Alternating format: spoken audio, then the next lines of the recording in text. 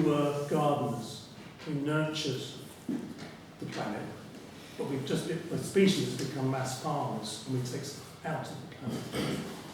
And also, therefore, things like decarbonisation is also a lie, because we don't stop taking oil and coal and everything else. You know, we stop taking that out, but we start taking lithium and various other things out, and we still carve out mountains and we still destroy the world using, you know, rare earth minerals and so forth. So we keep substituting technologies. You know, we don't replace the car, we just make different ones that work on electricity. So I don't have any solutions necessarily either to that, but one of the things I feel what people need to get sharper at is how do you use the system against itself? And how does it become, I mean, a good example is when Trump came in recently, you may have heard of it, how many of the companies, big corporations, completely went backwards? Like all the oil companies that have allegedly put billions into green, they couldn't wait to get rid of all that and cut it out because it was no longer, you know, politically, you know, useful to them or viable and so forth within a Trump administration in the United States.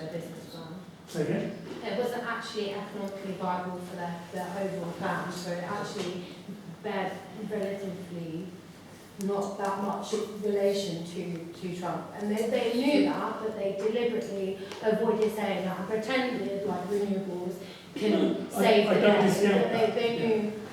I mean, BP and all companies were the first to actually write about fossil fuels. And just one other quick point. Disrespect. Can you funnel it into a so one other quick point is also you made the point about how do we make each of us, you know, think it's our problem. And one of the big examples I think that nobody talks about, I feel, is medicine.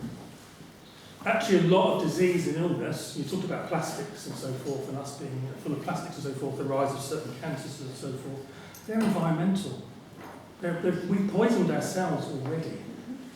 But when you go and see your general practitioner or physician for certain disorders and diseases, and they don't quite know why you've got that or why you're displaying symptoms or how that originated, no one talks about what's happened to our poisoned environment and now what it's doing to us.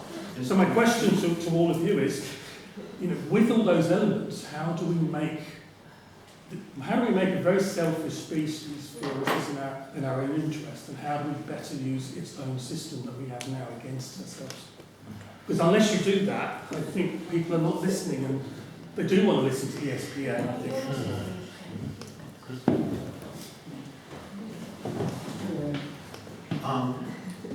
So people talk about humans being fundamentally selfish. Closer in. People talk about humans being fundamentally selfish, and they also sometimes talk about people being fundamentally altruistic. And the truth is that we're capable of both, or either. And Ruth Benedict did an interesting study about why it was that some cultures were good, as she put it, and some cultures are not good. Why some cultures are cooperative, treat women and children well, generally peaceful, and why some cultures are more warlike, highly competitive, treat women and children poorly. And the best book on this, by the way, is Derrick, The Anatomy of Human Destructiveness, which is a fabulous book. Anyway, the short version of this is that she found that it was not house size, it wasn't richness or poorness that determined whether the culture was good or bad. It wasn't even patrilineality. And I always thought patriarchy was a source of all evil, but it's only a source of like 9/10 of all evil or something. Anyway, it was that the good cultures socially rewarded socially beneficial behavior and disallowed or disincentivized behavior that benefited the individuals as opposed to the group as a whole. So one example might be if I go fishing in the healthy pens and I catch some fish and I bring them back and I share them with everybody, that's great. I get some social value and social capital, we could say. If, on the other hand, I keep them all to myself, you call me a jerk. There were some tribes in the Pacific Northwest that would have a shaming pole that they would put in front of somebody's house if they acted in a socially inappropriate fashion. And some people in Southern Africa would, if somebody caught some meat, killed an animal, and didn't share the meat, everybody would laugh like a hyena at them. And it all comes down to what Ruth Benedict called, it came down to how the culture handled wealth. And if it handled it through what she called a funnel system, whereby wealth is constantly funneled from poor to rich, then everybody would be insecure. We don't know. I can catch all the fish and I can give them away because I know tomorrow you're going to go gather some acorns and do all whatever you have to do to acorns to make them edible. We're inedible, trust me. I'm trying. And then she's going to share those. I went into it. The day after, you're going to get whatever you do. And then, and we're all going, we can do that. Because right now, I could go hand every penny I have to a homeless person, and how am I going to pay them tomorrow? That doesn't work in a funnel system. It only works if everybody in the society is doing it. You can't have cheaters. And if, on the other hand, wealth was handled through what she called a siphon system, whereby wealth was constantly siphoned from rich to poor, then people would act generally more congenial. They would be more secure because they know the tomorrow. But again, this only works if the whole society does it.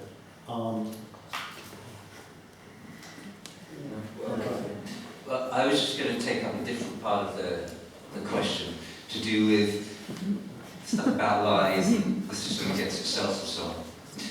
Okay. So, yeah, there's a lot of lies, there's a lot of systematic deception, and people are kind of aware of this, and they don't like it, right? And this gives us potentially enormous power. So we've given 3 talks here this evening, and you guys seem to have responded very positively to those talks. Why is that? I think that probably the most significant reason is that we were speaking truths, and even where we might be disagreeing a little bit with each other, there was a strong sense that we were being authentic. We were telling it as we saw it, right? You can't buy that. You can't substitute for that. There is an enormous hunger in our society for truthfulness and authenticity, precisely because there's so much systematic deception, for example, in marketing and on and on and on, right? But that gives us a potential power. Now, I want to mention a book here which might seem a bit peripheral, but it's a really brilliant book. It's by a guy called Peter Pomerantsev, a Ukrainian writer, and it's called The Propagandist Who Outwitted Hitler. And it's about a very little known British propagandist who sort of went up against the much better known Joseph Goebbels, and arguably basically won. And I can't tell you everything that's in the book, it's deeply brilliant, but one of the things that's really powerful in the book is that the argument is made by Pomerantsev that the way this propagandist partly succeeded is he didn't do things like get socialists to go on and speak in German and say, you know, you need to have a socialist revolution in Germany and so on, and be sort of just kind of really kind of earnest, but be saying all stuff that was the party line and just kind of slogans, etc. He got people doing shows where the audience really felt, this is a real person. This is somebody who's really kind of telling it to me as it is. Some of these shows were quite wild. 1 or 2 of them featured people who were anti-Semitic, and it was pretty fucking edgy stuff. But it was stuff that resonated with the audience, and it resonated with the audience because the people who were doing these shows were doing a really convincing job of showing that there was something authentic that was being shared, that was being aired, right? And the most effective of all of these shows were shows in which it wasn't like Goebbelsian propaganda was, an attempt to get people to swallow big lies. It was an attempt to liberate the listener, to get the listener to think, for example, am I being lied to here? Or am I being lied to by the state media in Germany? And to worry about that, and to start to think, yeah, maybe this isn't cool. Or are the SS trying to pull the wool over my eyes, and actually they're getting privileges which I'm not getting, etc. So I can't tell you much more than that. Read the book if you're interested. The basic idea is there are all sorts of things that we can do which involve appeals to authenticity and enabling people to puncture the veils of lies and illusions and cons and so on and so forth, which are powerful and are ways in which we can turn the ways in which the system is trying to fool us against itself.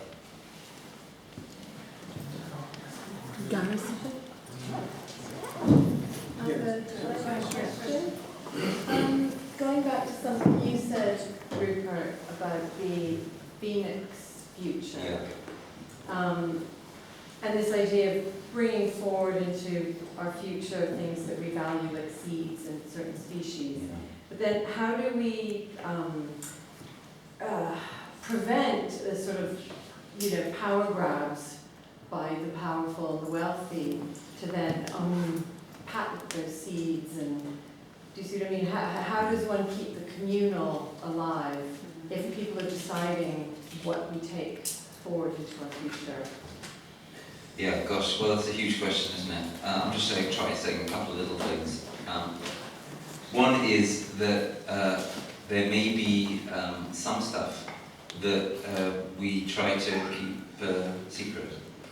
Right? There could be parts of woodlands, parts of gardens, etc., where things get preserved, which are out of the eyes even of the powerful AI systems, etc., that are very likely coming. Another thing is that I probably have some disagreements with my superb colleagues on the left about the use of violence, etc., in support of one's ends. But I do very much believe that there is a right to self-defense. And I think that when one is thinking about modes of transformative adaptation, communities that can be viable through what is coming, etc., it doesn't make any sense to think about those unless you are, one of the questions you're asking yourself is questions of self-defense. So to my friends in anarchist friends, eco-primitivist friends, etc., some of whom, not all of whom at all, but some of whom say things like, well, we have to try to kind of manifest the world we want to see, and we don't want to be like those awful kind of, gun-toting survivalist preppers in the United States. To those people I say, okay, well, you don't have to be like them, but if you don't have any mode of practicing self-defense, then you have something which is very unrobust. So yeah, that is something which I would offer to everyone in the room. You have to think at some level about what kind of self-defense you have.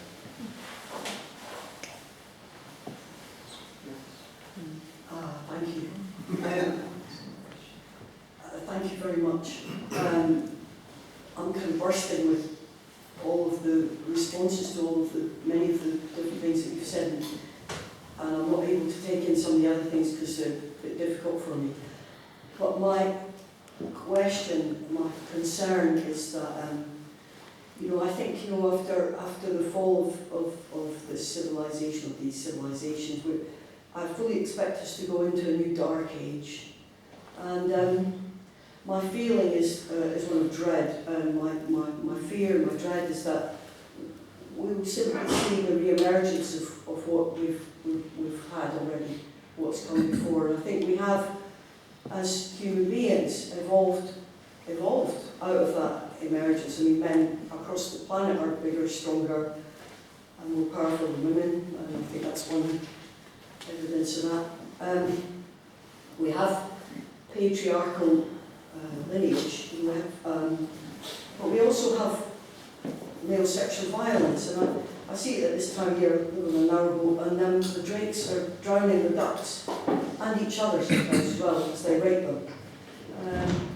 Dolphins and porpoises and stuff, whales, these mammals also rape. And so male sexual violence is a massive problem for us to consider. I mean, nature is real, we are it, but for women, and for women, the consequences of nature being real is sometimes pregnancy, and massive consequences. Excuse me, please don't interrupt me. Please don't interrupt me. Can you answer the question? Please don't interrupt me. Please don't interrupt me. Please don't interrupt me. Thank you very much. So, so my issue is about, someone mentioned, I think it was you, mentioned something about how people in recovery, and I'm in recovery from alcoholism, you know, that we go to the rock bottom, or that wasn't the case for me. My question, which is very fitting for us, I think, in this context, is how bad has it got to get? How bad has it got to get before I wake up and do something about it? But what enabled and prompted my change was the possibility of an alternative. Right? It was the reality and the possibility of an alternative that enabled me to make the change and stay alive. Right? And that is what we need to embrace. I really feel it very strongly. Radical feminists need to be realistic and brutally realistic, you know, nakedly realistic, fundamentally realistic about the problem of society. And before I finish, there is a tension between the social contract and individuals, and that's something that the left and the right have not been able to resolve, right? We need to do that, and I think there's a very strong case for the path of a radical spirituality, which is a radical freedom, you know, a kind of Okay, the problem yeah. is that, No, but I was also thinking that is that yeah, but I don't want to come across as too. we should try to make questions like 2 sentences, no semicolons, because people actually came to hear us talk. Yeah. And so your question's really important, and if people can phrase their questions more quickly, that would be really helpful. No,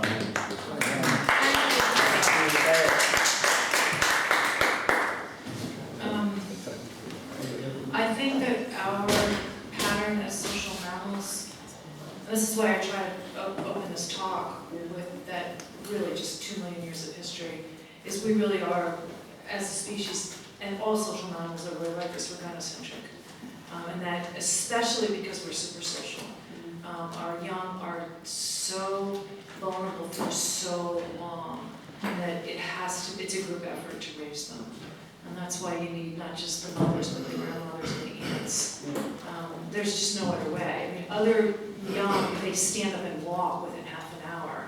We don't even walk until you want to stand up until we're at least 9 months old. So we've got to be carried around, we've got to be fed, and it takes us years to be self-sufficient. So this is why we're called a super social species, because we're not going to survive without the group. So we really need each other.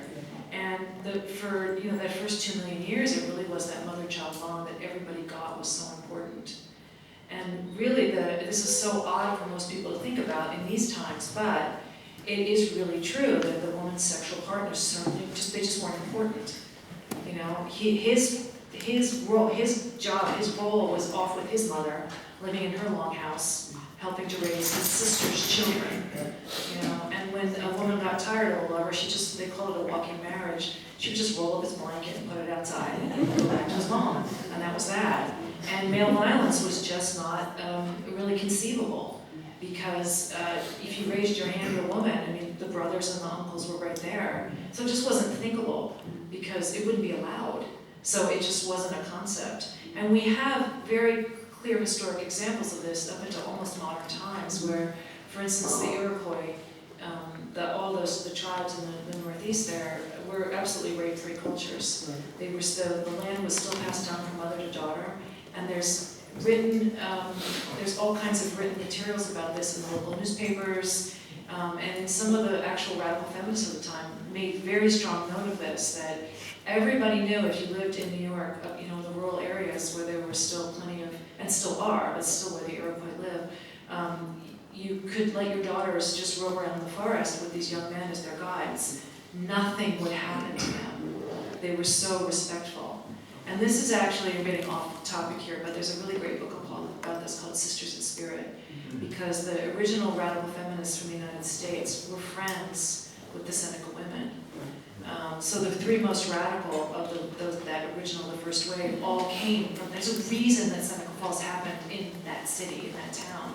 And that's because they had been so inspired by what they'd seen, these egalitarian cultures, where, and they said, like Matilda Jocelyn Gage said, you can walk around at 2 o'clock in the morning with no fear at all of, violation of your person, i.e. no men were going to harass you, assault you, nothing. And this is repeated over and over again by women who were living there, that they're just, it was fine. And they saw these egalitarian relationships where both men and women had, a say in community affairs. They witnessed it firsthand. So this is why they were like, we can get the vote. It's absolutely possible that men and women can live in a more equal way, where we don't have to, live with this constant terror of being battered and raped. Which at that point, women were men's property in, anything that was European. So it doesn't have to be that way. They didn't just dream that up. They saw it firsthand. So I still think that's our pattern, and we have to get back to that. So the best way that I know, it's the forest truth. I don't know if you want to talk about the baboons. Okay, so there's this famous case which... right, that one was in there. So there's this famous case that happened over 20 years ago now, and they've been followed. It was in the 80s. It wasn't that long ago, wasn't it? This has been followed for decades now. So it was in, I don't even know where it was. It was somewhere in Africa, because it was a huge continent. It was baboons. And the baboons, everybody, all the patriarchal kind of investigators, like, oh look, this is our great anthropologist, whatever. If you want to prove the existence of patriarchy as sort of a biological given, you would look at baboons, because they were horrible to each other. There's all this malbalance at the top, the males are always picking on the women, they kill the babies, like it's just this horrible kind of system. It's like, oh look, this is what, this is why we do these things, it's just natural. So what happened was, long story short, a whole bunch of the males, who of course hoarded the food, they didn't share it, they ate poisoned meat. And overnight, 50% of them were killed, just gone. And what happened in response was that the nicer males weren't the ones who were doing that. And of course all the females survived. And their culture, it was a culture, as it turns out, was transformed instantly.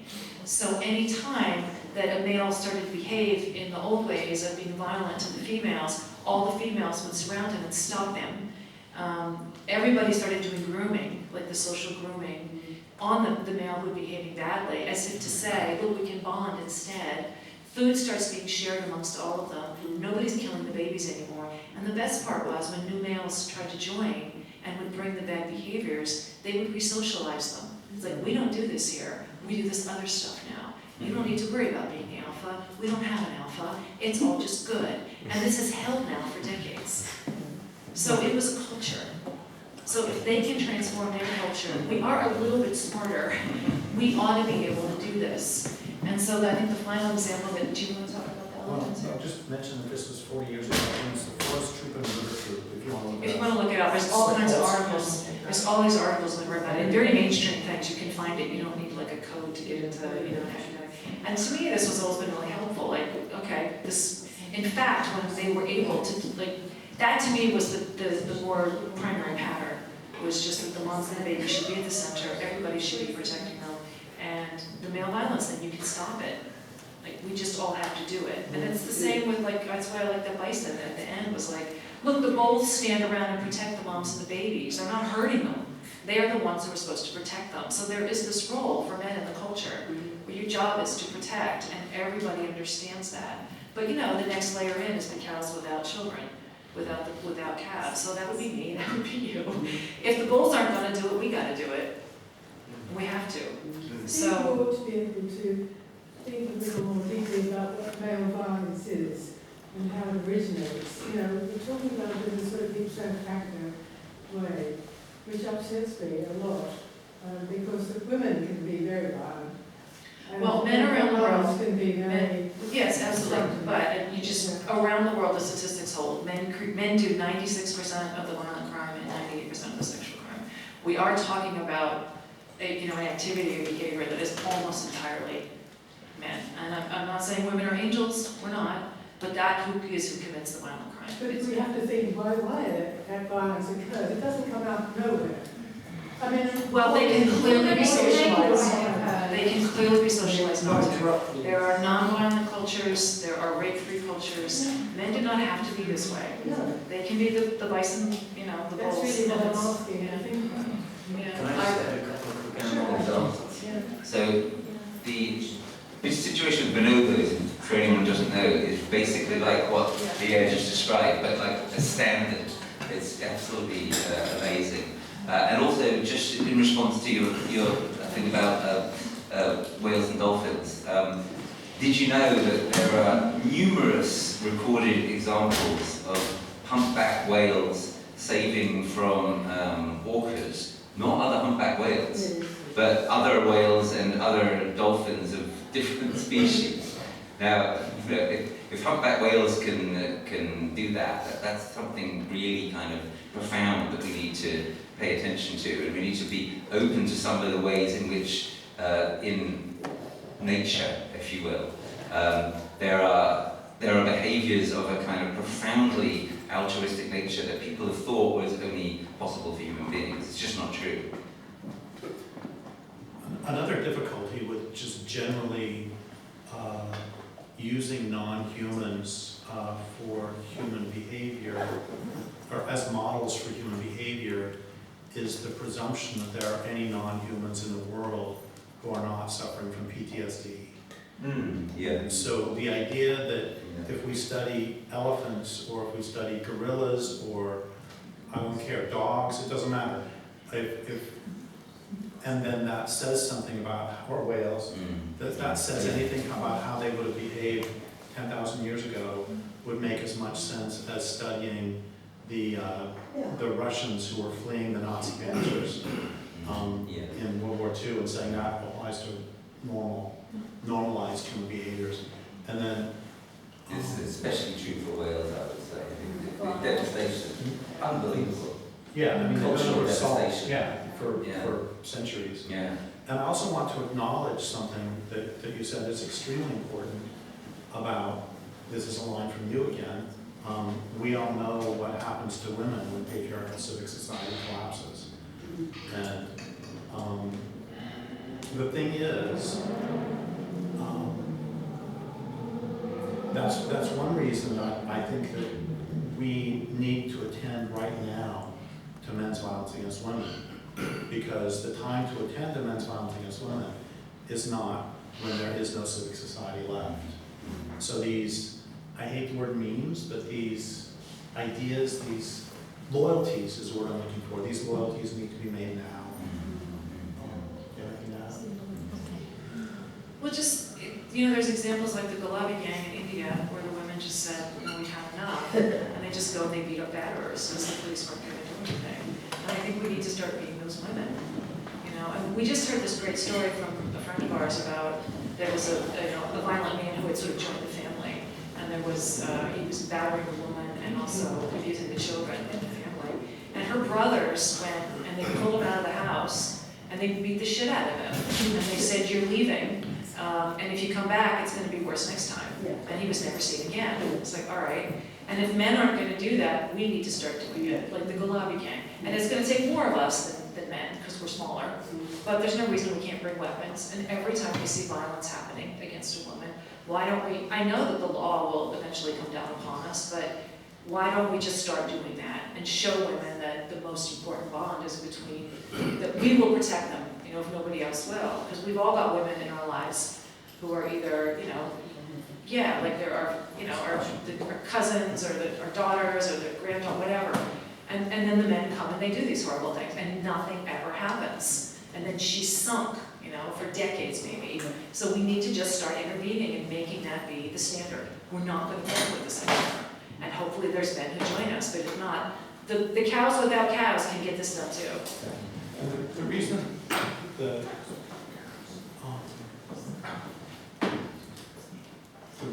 that men are bigger than women has to do with the fact that we're reproductively irrelevant. And for the most part, reproductively irrelevant. The women form the major role of having babies. And if there are 100 people in a village and 49 of them die, and that's 49 men, the village can still continue. But if there's 49 women die, you're done.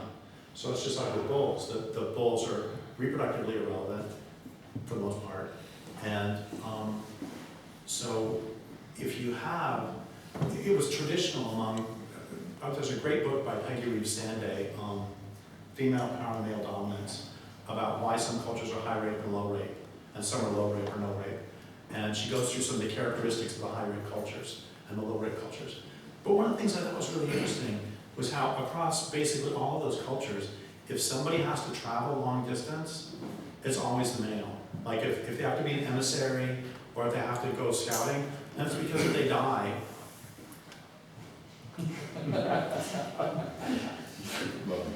Anyway. So, firstly, thank you for everything all of you have said. It's been very inspiring for different reasons. My question is that, talking about a lot of the different symptoms that have come from the patriarchy and inequality and feminism, etc. As a woman, I don't need any convincing, and because everyone in this room here, they don't need any convincing on these matters. But how do you get the men on side for this kind of thing? Because a lot of these things start very early. I'm not an expert in this by far. I'm not a sociologist or anything along those lines. But it's multifaceted and it starts from a young age. How do we convince the men at any age, but particularly what can we do now to convince them that feminism is in their benefit? Obviously, like this conversation here, we can see the benefit being how it affects everything environmentally, because patriarchy is impacting everything in such a negative way, but how do we get the men on side? That's my question. One thing, which is, so we have a profound absence of community in our civilization, right? And that's another thing people are hungry for, and that's another opportunity. That's a way that we can start to make transformative adaptation style communities, etc., attractive. What does real community look like? Well, one of the things it looks like is that you have things like initiation rites and so forth, right? Some people might think, oh, isn't this a bit old-fashioned or something? Yeah, I mean, so some of what we need to do is relearn things that we knew for a very long time but have kind of forgotten. So we need to have a future in which we start once again to have adolescent males have some kind of sense of there is a kind of process that you need to go through, probably along with others of your age group and probably along with older men, although there are different ways that this happens in different parts of the world, in which you learn what it is to be a man, and you're not just listening to whoever, Andrew Tate, or, right? And that's the best I have by way of an answer, that we actually need to reconstruct what it is to have a viable civilization, and that includes having viable communities, and that includes having moments in people's lives, especially this kind of adolescent type moment, where people are educated in a way that actually works into how they need to be. I have a friend who used to run a battered women's shelter in New York City, and she asks every man she sees, what will it take for men to stop beating on women? Get in a taxi, and she'll say to the taxi driver, what will it take for men to stop beating on women, and then can you take us to Central Park? Do not ever get on a subway with this woman. She's relentless, and her answer is that it will take other men, that women can't do it by themselves. Yeah. And her answer to this is, again, social pressure. And the example she always uses is a pretty small one, which is, I heard you call your girlfriend a bitch, so I'm not going to play basketball with you anymore. So just on, the smallest level up to the example you gave of the brothers beating the crap out of the abusive husband. I think that's part of it. And then about rituals, I want to say that